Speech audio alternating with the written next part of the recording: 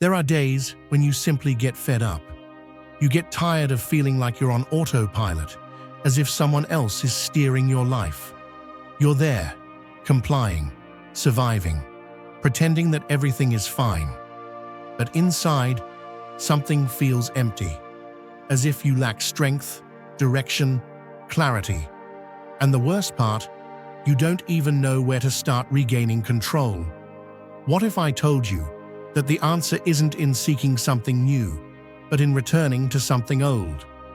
Over 2,000 years ago, some crazies decided to stop complaining about the world and start mastering themselves. They didn't talk about attracting things with the mind or visualizing success on a beach with turquoise water.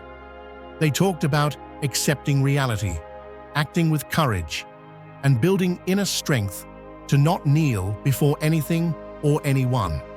That was called Stoicism. But this is not a philosophy to study. It's a way of life to apply. Because the world isn't going to stop hitting you. People aren't going to stop disappointing you. Your emotions aren't going to disappear. What can change is how you respond. And if you achieve that, then everything changes. In this video, I'm going to share 9 Stoic lessons that you can apply in your day-to-day life. They're not pretty phrases or empty theories. They're real tools to help you live with more strength, more purpose, and more peace. Not a peace that hides from problems, but one that faces them with clenched teeth and a firm soul. Because nobody is going to save you. Nobody is going to give you the manual. But if you're willing to look inward, to challenge yourself, and to take the reins of your life, then what follows can change you forever. Turn the why me into what does this want to teach me? Most people, when something goes wrong, ask themselves, why me? As if they were victims of the universe, as if suffering was a kind of personal injustice. But that question, although it seems harmless, is a trap. It makes you small. It locks you into a weak mindset. It takes away your power to act, because it puts you in a passive position, waiting for external explanations or solutions. Stoicism does not tolerate this. Stoicism demands that you change your perspective, that instead of asking, why is this happening to me? You start asking, what does this want to teach me? There lies the difference between a life lived from lament and a life lived from strength. Because when you change the question, you stop blaming the world and start looking inward. You become responsible, not for what happens to you, but for what you do with it. Epictetus, one of the great references of Stoicism, said, "We are not affected by what happens to us, but by what we think about what happens to us." And it's true, because everything that happens to you, rejection, loss, betrayal, downfall, can either become an excuse to give up or an opportunity to strengthen yourself. That choice is yours. You were fired from your job. Are you going to keep repeating that you didn't deserve it? Or are you going to use that moment to grow, reinvent yourself, and discover what you're made of? Someone let you down. Are you going to get stuck in resentment? Or are you going to learn to set boundaries, to protect your energy, and to choose your relationships better? You're going through a dark time. Are you going to give up? Or are you going to turn that darkness into a stage of profound transformation? That's the difference between a person who survives and one who strengthens. We live in a society that idolizes comfort and flees from anything that hurts. But the Stoic does not seek a comfortable life. He seeks a strong life. And strength is not built in calm. It is built in the midst of chaos, in adversity, in the pain that pushes you to the limit. And right there, when it seems hardest, is when you should ask yourself the right question. What does this want to teach me? That is the question of someone who does not give up, of someone who does not easily break, of someone who knows that they do not need everything to be okay to be okay inside. So stop looking for culprits. Stop waiting for explanations that are not going to come. The world is not made to please you, but it is full of lessons. And if you are willing to see each difficulty as a teacher, then each blow will be an opportunity to become wiser, stronger, and more aware. That is Stoicism in action. And that is what transforms lives. 2. Don't fight against the tide. Learn to swim with it. Imagine yourself in the sea, in the middle of a strong current. You hit the water in desperation. You struggle to move forward. But the more you resist, the more you exhaust yourself, the more you sink. You're fighting the tide as if you could control it. But the sea doesn't stop because you wish it to. And so is life. You can spend all your energy complaining about how things are, wishing they were different. Or you can learn to move with what you have, adapt, and move forward without destroying yourself in the attempt.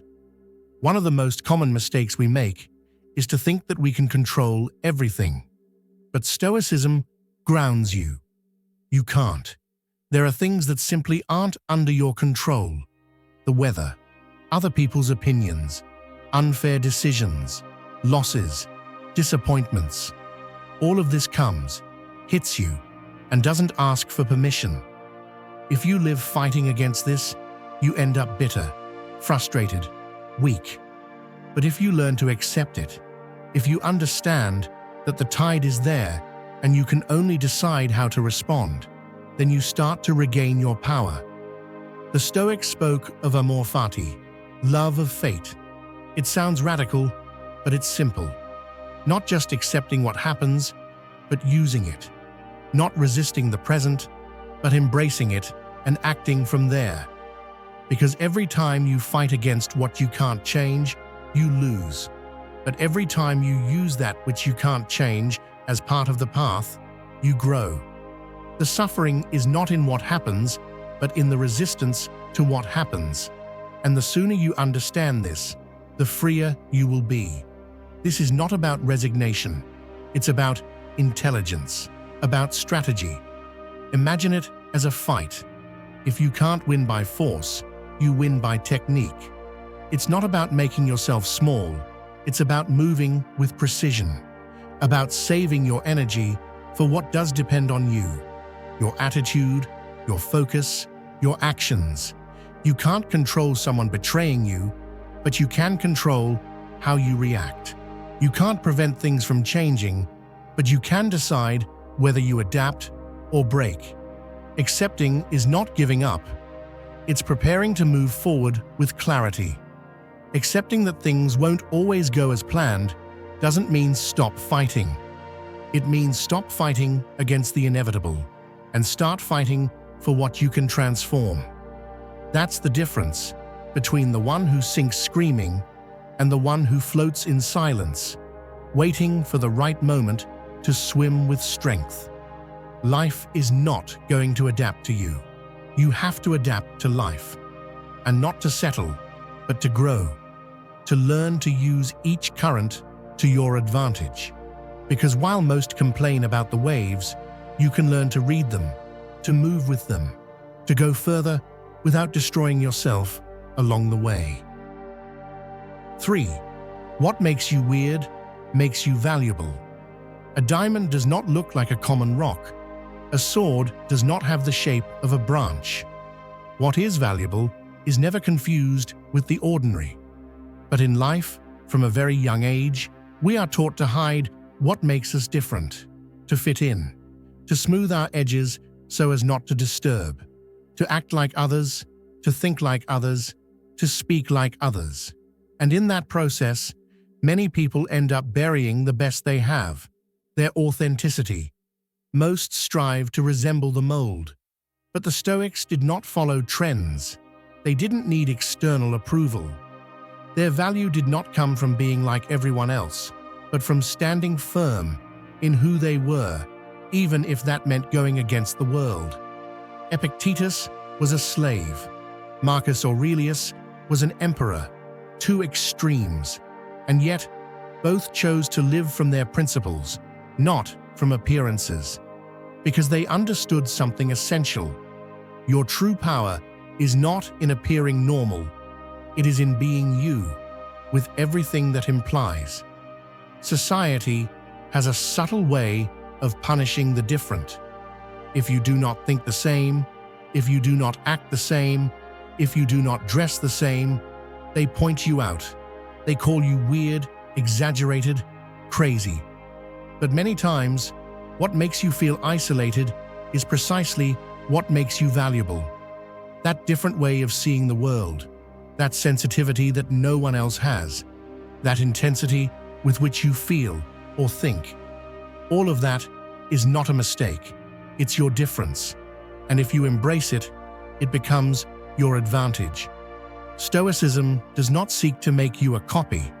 It seeks to help you forge your character. And part of that is recognizing that you do not need to fit in. You need to be real. Because the more you try to disguise what makes you unique, the more you weaken inside. Pretending is a slow way to die. And many people spend their lives pretending to be something they are not, just to avoid rejection. But being accepted for what you are not is a prison disguised as approval. Does it hurt not to fit in? Perfect. Let it hurt. But do not change to please. Change to grow. Let your difference not be an excuse to feel less, but a reason to become stronger. Develop your quirks. Strengthen what makes you different. Turn that into your strategic advantage. Because what makes you weird, when polished, when embraced, when strengthened, becomes your greatest value. The world does not need more copies. It does not need more people pretending to be okay while breaking inside. It needs real people, with convictions, with voice, with presence. People who, even if they do not fit into the mold, break it and create their own. That's what the Stoics did. They did not adapt to the noise. They stood firm on their path, even if they were few, even if they were pointed out, even if they were misunderstood. And you can do the same, because what makes you weird makes you strong, and what makes you strong makes you free. 4. Make your pain a forge. Fire can destroy or it can transform. The same heat that consumes a leaf also shapes steel. The difference is not in the fire, it's in what you put inside. The same goes for pain. It can break you, empty you, leave you in ashes, or it can harden you, sharpen you, turn you into a firmer version of yourself. Pain, by itself, does not make you wiser or stronger. What determines your destiny is how you face it. Stoicism does not sugarcoat suffering. It doesn't tell you to smile while everything burns. It tells you to face the pain head on, not to run away, not to disguise it, and to use it as a tool for growth. Marcus Aurelius, amidst wars, diseases, and betrayals, did not ask for the world to be easier. He asked for inner strength to keep moving forward, because he understood that he could not control the circumstances, but he could control who he became in the midst of them. Your pain can come in many forms: a loss, a betrayal, a failure, a stage of deep emptiness. And yes, it hurts. But the problem is not the pain, it's what you do with it. There are those who use it as an excuse not to try again, to close themselves off, to hate the world. And there are those who take it as an opportunity to rebuild themselves with more clarity, more conviction, more character.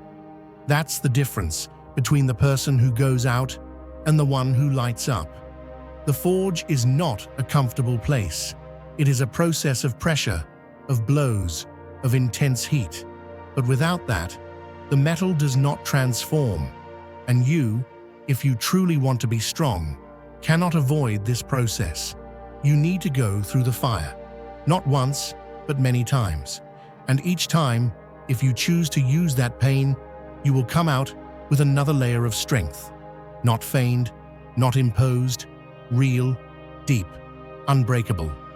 The problem is that many run away from pain. They hide it, they deny it, or they cling to it, making it an identity. They get used to the wound, and so they stop moving forward.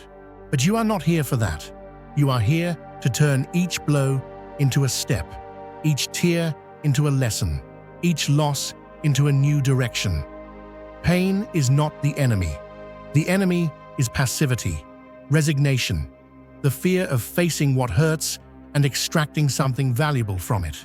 So don't ask yourself how to avoid pain. Ask yourself how you can transform it. What version of you can be born from this difficult moment?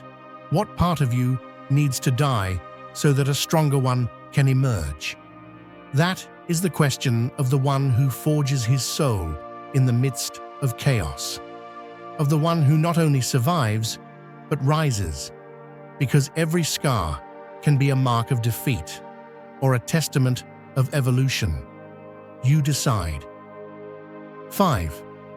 Decide as if your life depended on it. You're in the middle of a dark road. There are no lights, no signal, just you, the silence, and a fork in the road ahead of you. To the left, a path that seems safer, predictable, without jolts. To the right, one that you can't see clearly, but that beats strongly within you. You're afraid of making the wrong choice, afraid of making a mistake. So you wait. You stay there, in the middle of the crossroads, paralyzed. The problem is that life doesn't stop with you. The clock keeps ticking. The world keeps spinning.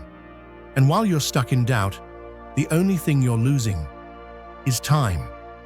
This is how many people live, halted, not because they don't have options, but because they dare not decide. They cling to the idea that it will be easier later, that a sign will come, that someone will come to tell them what to do. But real life doesn't work that way. No one is going to make decisions for you. And if you don't decide firmly, you end up living the life others chose. You end up following paths that don't belong to you, meeting expectations that don't represent you, dragging yourself through routines that extinguish you. Every decision you postpone is an opportunity that disappears.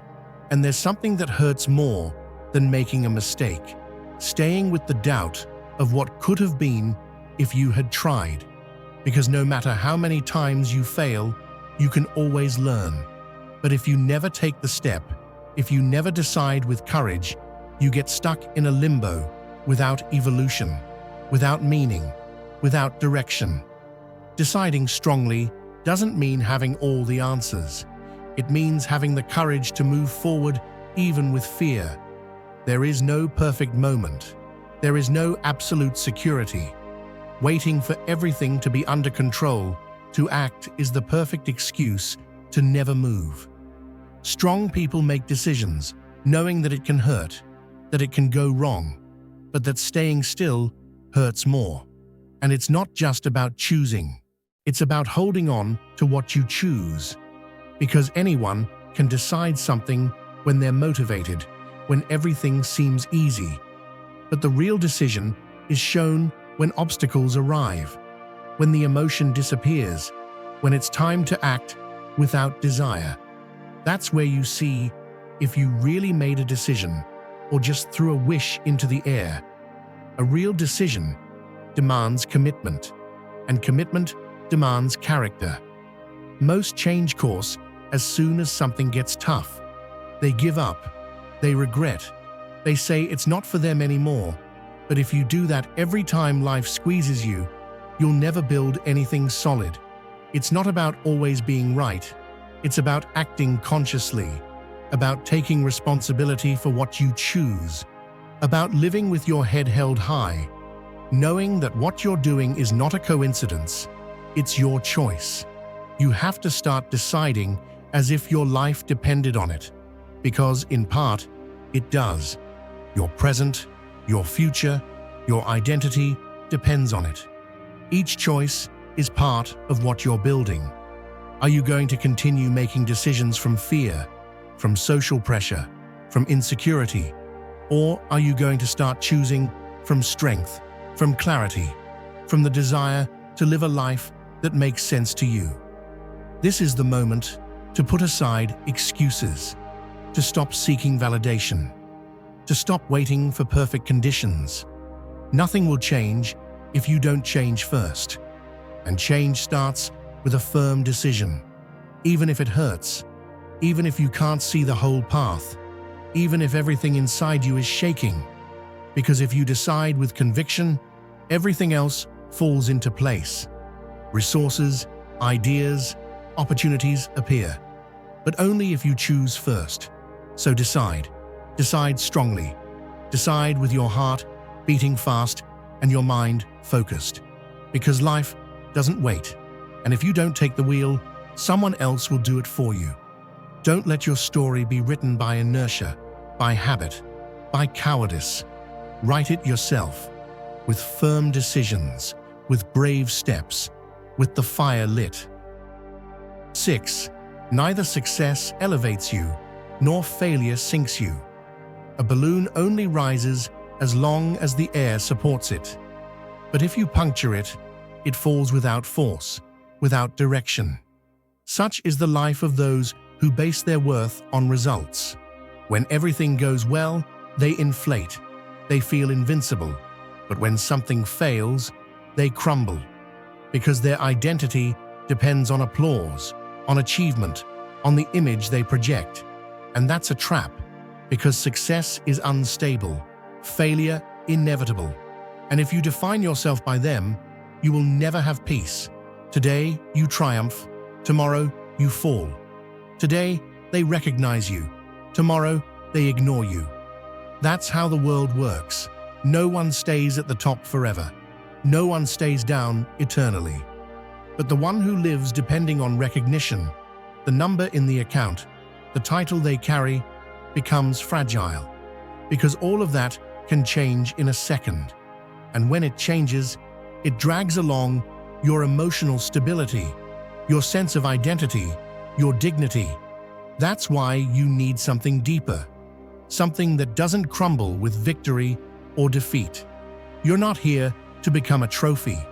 You're here to build character. And character is not defined by what you achieve, but by how you live, how you face, how you sustain who you are beyond the external noise. Because the world can applaud you today and despise you tomorrow. But if you know who you are, neither success elevates you nor failure sinks you. The key is not to let either of them steal your balance. Success should not make you arrogant. Failure should not make you feel like trash. Both are simply part of the process. Winning doesn't make you superior. Losing doesn't make you less. What matters is not the result, but the way you face it. What do you do with victory? Do you settle, relax, get lost, or do you keep growing? And what do you do with failure? Do you stop, give up, crumble, or do you use it as a boost? The problem is that we were taught to live for validation, to measure our worth with medals, applause, goals achieved. But that's an empty way of existing, because every time you achieve something, you need more to feel good. You become addicted to the next achievement. And when you don't reach it, you feel like you failed as a person. It's a wheel that never stops, a prison disguised as success. It's not about not aspiring to more. It's about not depending on that to feel valuable. Because if your self-esteem rises and falls with each result, you're giving your stability to the outside world. And that's dangerous, because the world is not always going to give you what you expect. Sometimes you're going to work hard and things won't work out. Sometimes you're going to put your soul into something and it's going to end badly. Does that mean you're worthless? That you should give up? No.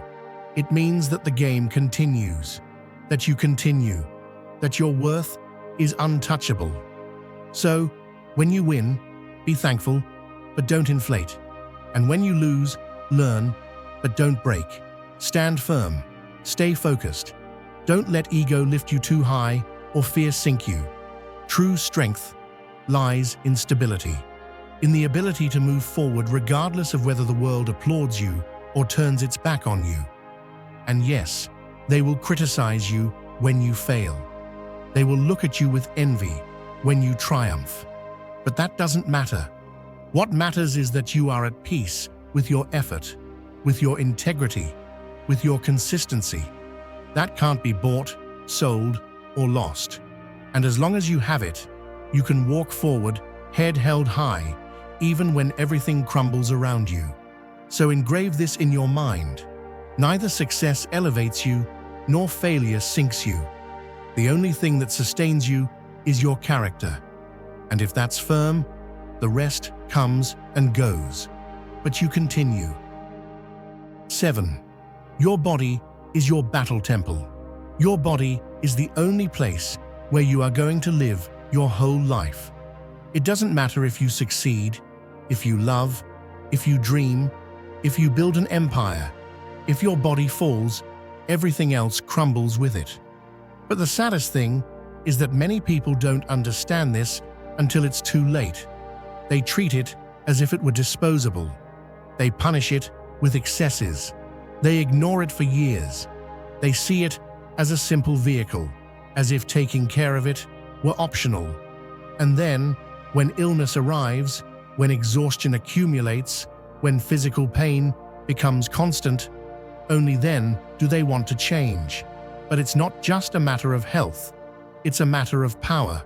Because your body is not just flesh and bones, it's your instrument of war, it's your armor, it's the field where the daily battle of your life is waged. And if you neglect it, if you weaken it, if you betray it, then every decision, every goal, every effort becomes harder. Because you're going to war with a rusted weapon. Whoever doesn't take care of their body weakens their mind. Because mind and body are connected. Constant physical pain clouds judgment. Chronic fatigue extinguishes will. Lack of movement cools the soul. And the worst of all is that many people normalize feeling bad. They get used to lethargy, to discomfort, to living in a state of constant fatigue.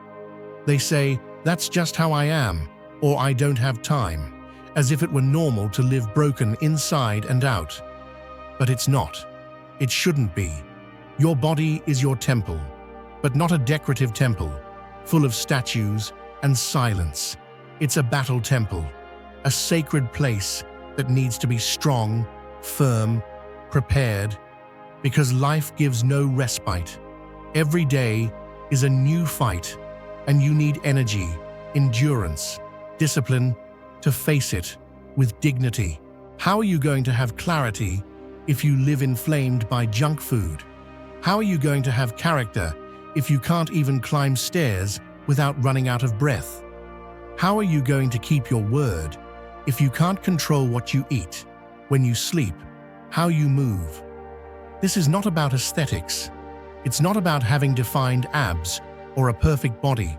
It's about respect, about commitment to yourself, about understanding that your body is an extension of your character. Every time you choose physical effort over comfort, you're training your mind. You're saying, "I'm not a slave to easy pleasure. I'm not weak. I'm building myself inside and out." And you don't need a luxury gym. You don't need to be on a perfect diet. You need decision, consistency. You need to get up and move, eat better, sleep with intention. Take care of yourself as someone who understands that their body is part of their power. Because if you lose it, you lose the foundation, and everything else wobbles. Look around you. Most people live exhausted, stressed, sedentary, with no energy for anything. But that doesn't have to be your path. You can choose another level. You can be one of those who understand that every push-up, every clean meal, every well-slept night are not superficial acts. They are trainings for the real war, life. And the stronger your body is, the clearer your judgment will be. The firmer your will, the more resilient your spirit. So take care of your body. Do it for you, not for approval, not for image, for respect, for strategy, because you need it whole, strong, active, not to show it off, but to support everything you want to build. The body is not an ornament, it's the base, and whoever understands this gains an advantage in everything else. 8. Never underestimate anyone. Some people make the mistake of looking down on others. They believe they are smarter, stronger, more prepared, simply because someone does not meet their superficial expectations. They judge by what is seen on the outside, the way of speaking, the clothes, the silence, the calm gaze. But what really matters is never in sight. True strength does not always scream. It does not always show off. Sometimes it hides in the calm of someone who has lived more than they say and who has gotten up more times than they have fallen. There are people who walk with invisible scars, with pains they never voiced, with battles they fought alone. They do not boast, they do not ask for recognition, but they still stand. And that, in this world, is a feat. When you underestimate someone, you are not revealing their weakness. You are revealing yours, your need to feel superior, your fragile ego, your ignorance about what it really means to be strong. And what happens when life turns you around? When that person you ignored, who seemed irrelevant to you, is the one who surpasses you without saying a word. When that person who seemed fragile turns out to have a resilience that you never had. That's where the lesson comes in. Hard, direct, without filters. The world does not revolve around your prejudices, and the sooner you understand that, the better. It's not just about respecting others, it's about having vision. Because if you don't know how to see hidden value, you're not just underestimating someone else. You're missing the opportunity to learn, to connect, to grow. Each person has their story, their struggle, their limit, and often, the one you least expect is the one who has endured the most. Because the one who smiles with dim eyes often is the one who has bled the most inside. But there's something else, something even more serious, and that's when you underestimate yourself. When you convince yourself that you can't. When you think you're not enough, that you're not worth it, that you're not made to resist. That's the most dangerous voice. Because it comes from within, and it sounds convincing. But it's a lie. There's nothing more false than thinking that your past defines your potential, or that your mistakes nullify your worth. No one knows you better than you, and if you don't respect yourself, no one else will. So open your eyes. Stop playing guessing games about who is strong and who is not. Stop looking with superiority. And above all, stop doubting yourself. Never underestimate anyone. You never know who has the firmest heart, the toughest will, or the most unstoppable soul. Sometimes, the real power is in the one who makes the least noise, but goes the furthest. 9. Your mind wanders, but your power is in this moment. Your mind has the bad habit of drifting away. It escapes to the past, remembering mistakes, reliving pains, dragging along guilt that no longer serves. Or it runs towards the future, imagining the worst, anticipating problems that may never come. And meanwhile, the present slips away before your eyes, like sand through your fingers, as if the only real thing is not worth living. But all you have is this moment, not tomorrow, not what was, this, here, now. All your power is in what you do with this moment, in how you breathe, how you act, how you think right now. If you lose that, you lose control. You become a victim of your thoughts, a passive spectator of your own life. The mind wanders because it wants security. It wants to control what it cannot. It wants answers before acting. But the truth is that you will never have total control. You will never know for sure what will happen. And that's okay. You don't need certainties. You need presence. You need to return to the present over and over again, like a warrior crawling back to the battlefield, no matter how many times he has been pushed out. Because when you are present, you can decide. You can act with clarity. You can stop reacting impulsively and start responding with intention. And that, in a society that lives distracted, is already a revolutionary act. While others get lost in screens, in noise, in chaos, you can stop, breathe, focus, be. Do not underestimate the power of the present moment. Here, everything transforms. Here, character is built. Here, fear is faced. Here, the seed of a different life is planted. Not out there, not later, here. And if you manage to master your attention, even for a few minutes, then you start to master your life. So stop running, stop escaping. Your mind will go away again and again, but your job is to bring it back with strength, with discipline, with intention.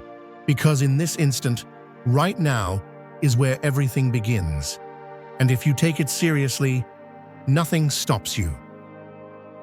Thank you for staying until the end of the video. If you watched the whole thing, comment "I am Stoic" as our secret signal to know that you're a true student of Stoicism. Don't forget to subscribe and give the video a like if you enjoyed it. See you in the next video, and remember, keep cultivating your Stoic mind.